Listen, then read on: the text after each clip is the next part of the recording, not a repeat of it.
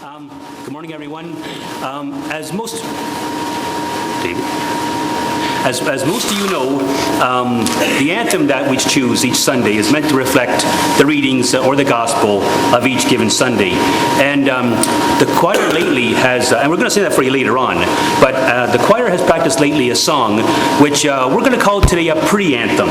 Now, when we perform it, if you know the words or you feel the same way, it's meant to reflect how we feel about being here at the church. Okay, so if you know the words and you want to join in, you're welcome to do so. Don't smile.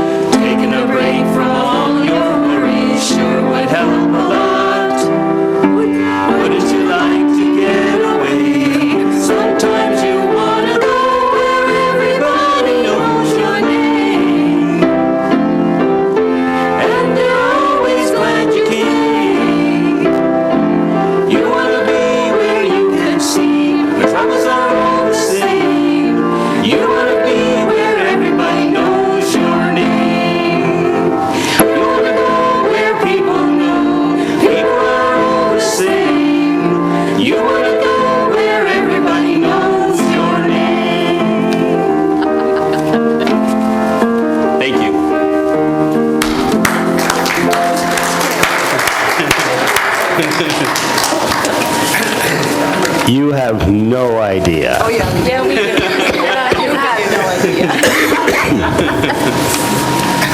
And you will get the idea in a little while. Thank you. If you listen to the words that are on your page, it says, making your way in this world today takes everything you've got. Anybody ever feel that way about things in your life?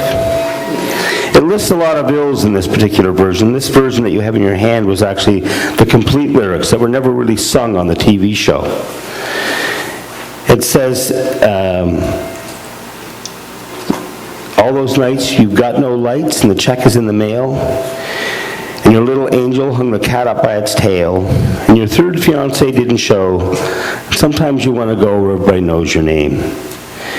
It goes on and talks about how the coffee maker's dead, things are going wrong in your life, all those things that go on. And I don't know about you, but my life has had this particular charm that it's had some really great moments. It's had some terrible moments. And at times you want to get away where you know that, what are you looking for? You want to go to that place where everybody knows your name. Now, there's not many places in our society like that.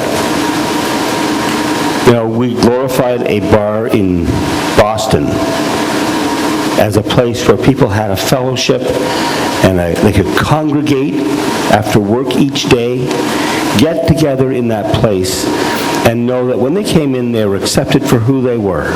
You remember the characters, Cliff Clavin and Norm and Woody and Coach, and, you know, they were all there. They're all there. They all had their foibles and their hang-ups, and they came in. Fraser, every strata and classification of society was represented there, and nobody was ever pushed out. They didn't always get along, but they generally found a common thread that held them together. Very few places like that. But the first bar, the first Cheers bar, existed a long time ago. Do you know where it was? Anybody here have any idea where the first Cheers bar was? It was in ancient Israel. And there's this carpenter that went around and found a bunch of people from a mixed bag of life. Tax collectors and fishermen, accountants, publicans, public servants, called them by name, got them to know each other's name, and they transformed the earth with that fellowship. That fellowship has been emulated all down through the ages in all kinds of stories. Had a discussion the other night with a friend about books. We were talking about the writings that people read today. And, of course, Tolkien comes into it with The Lord of the Rings. And J.K. Rowling comes into it with the Harry Potter trilogy, stories. And C.S. Lewis with the Narnia Chronicles, in which each of these stories represents the same kind of concepts that you see displayed in our biblical writings. And you question why? It's because that's what they copied. C.S. Lewis made no bones about the fact that when he wrote the Narnia Chronicles, he was simply rewriting biblical stories to present them to children. That was his whole intent, was to represent the story of our faith in a way that we could actually understand it. The band, the fellowship of people who work together to create something good in this world, to resist evil, to seek justice, to care for creation. The same things that we write about in our creed that are foundational to who we are as a church. It starts with a silly little song, and you start pulling the thread and you start to realize there's a story here. The story is us. We want to go where people know our name. To Jesus and his culture, name was everything. Name was everything. And to this day, we still live with that sense of name. Don't bring shame on the family name. Have somebody misspell your name 3 or 4 times and you get a little insulted. Misplace who you are. Call you by another name. Be a twin and get mixed up with someone else. Our names are at heart and soul of who we are. To go where they know our name is to go where we belong, to where we are at one, where we are at home, where we are at peace. It's to go where you are welcome.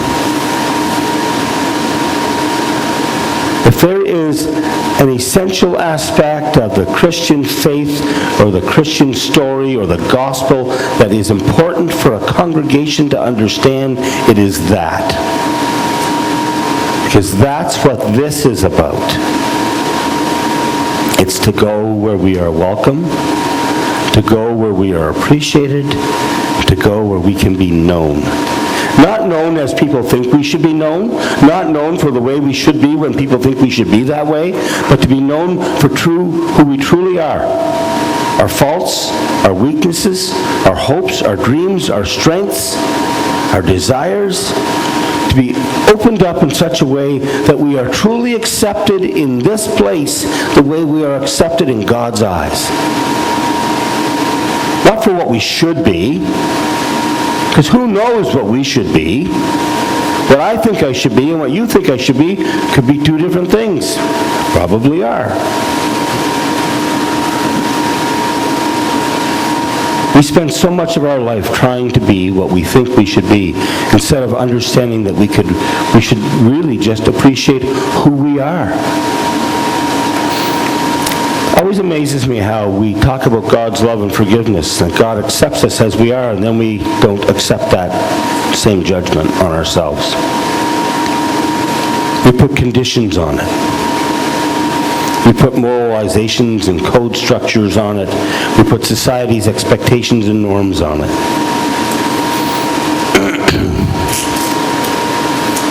I got asked a question the other day. We're organizing a concert, if we can get it off the ground, for our Many Hands missions.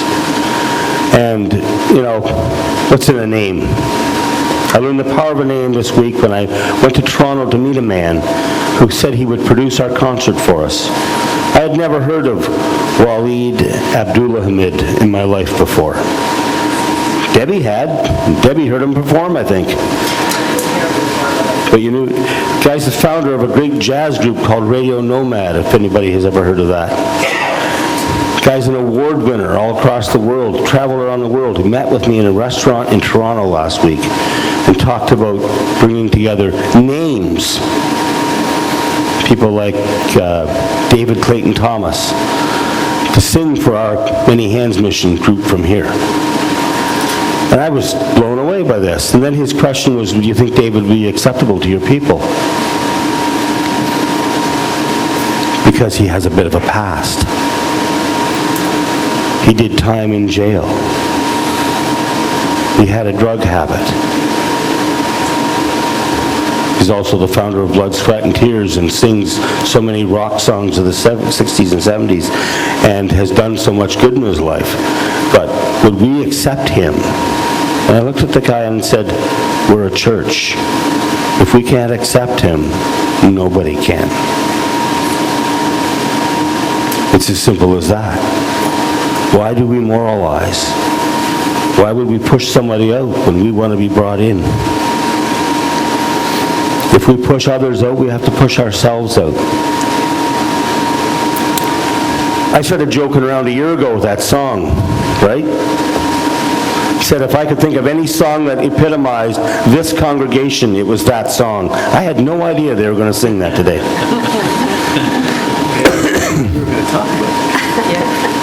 And they didn't know I was going to talk about it, no. Because I only decided yesterday I was going to talk about it. I threw out what I was going to do. I had a more formal thing. And what triggered me was a newspaper article that you gave me a week ago. Is anybody here aware of the fact that a couple of weeks ago there was a church service held in Kingston in a pub? My only regret about that was that I didn't think of it first. Because I could think of no better place to do worship than right where people go to recreate. Because when we recreate, we are restoring our spiritual value. So go to the place of spirits to find the true spirit.